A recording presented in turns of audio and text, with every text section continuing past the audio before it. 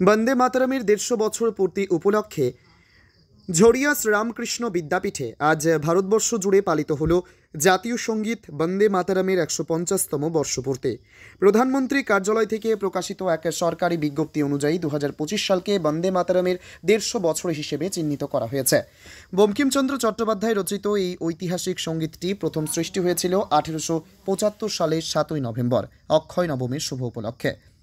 এই বিশেষ দিনটি স্মরণে আজ ঝরিয়া শ্রীরামকৃষ্ণ বিদ্যাপীঠে অনুষ্ঠিত হলো এক বর্ণাঢ্য অনুষ্ঠান। দিনভর নাচ, গান, কবিতা আবৃত্তি ও নানান সাংস্কৃতিক পরিবেশনার মধ্য দিয়ে বিদ্যালয় প্রাঙ্গণ মুখর হয়ে ওঠে। একই সঙ্গে পালিত হয় বিদ্যালয়ের বাৎসরিক পুরস্কার বিতরণী অনুষ্ঠান। এদিন স্কুলের কৃতী ছাত্রছাত্রীদের বই উপহার দিয়ে সংবর্ধিত করা হয়।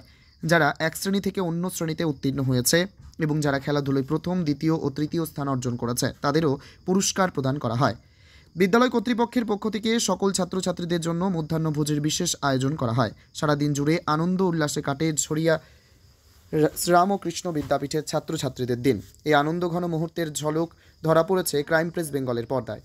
গোঘাটের ঝরিয়া থেকে চিন্ময় পাল, ক্রাইম প্রেস বেঙ্গল নিউজ। আজকে যে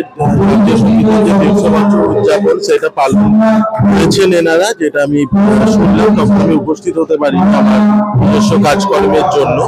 তো তাছাড়া এই ঝরিয়া রামকৃষ্ণ বিদ্যাপীঠের প্রত্যেক বছর অনুষ্ঠানে আমি আসি, বাৎসরিক এবং সাংস্কৃতিক পুরস্কার বিতরণী সভা আজকে, সেখানে এবছরও আমি উপস্থিত হয়েছি। তো এটা একটা খুবই ভালো একটা দিক যে যেখানে যে ছাত্রছাত্রীদের পড়াশোনার সাথে সাথে খেলাধুলাটাও হয় এবং তারও পুরস্কার বিতরণী। এছাড়াও যে কৃতী ছাত্রছাত্রী যারা প্রত্যেকটা সাবজেক্ট বেছে আমি দেখলাম তাদের মার্কস অনুযায়ী তাদের পুরস্কার দেওয়া হচ্ছে।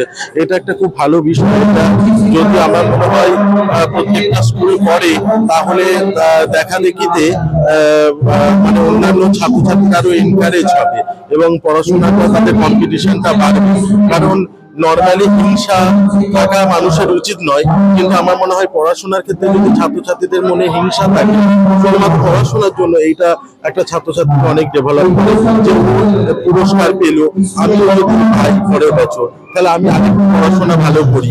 যে ওরা স্টেজে উঠে টিচারদের হাত থেকে পুরস্কার নিচ্ছে, এটা একটা খুব ভালো একটা ব্যবস্থা। এটা আমার খুব ভালো লাগলো।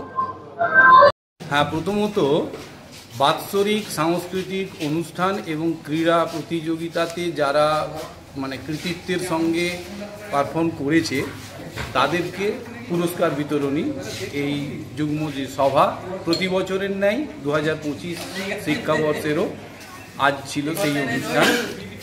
এটি যেমন একটি বিদ্যালয়ের ঐতিহ্য, ছাত্রছাত্রীদের চিন্তন, মনন, তাদের প্রতিভা ইত্যাদির প্রকাশের একটা প্ল্যাটফর্ম। আমাদের ছাত্রছাত্রীরা প্রতি বছরই তাদের কৃতিত্ব, তাদের প্রতিভা এগুলোকে এর মাধ্যমে, এই প্ল্যাটফর্মের মাধ্যমেই বিকশিত করে। তার জন্য আমরা অবশ্যই তাদেরকে উৎসাহিত করে থাকি এবং এটাই খুব স্বাভাবিক।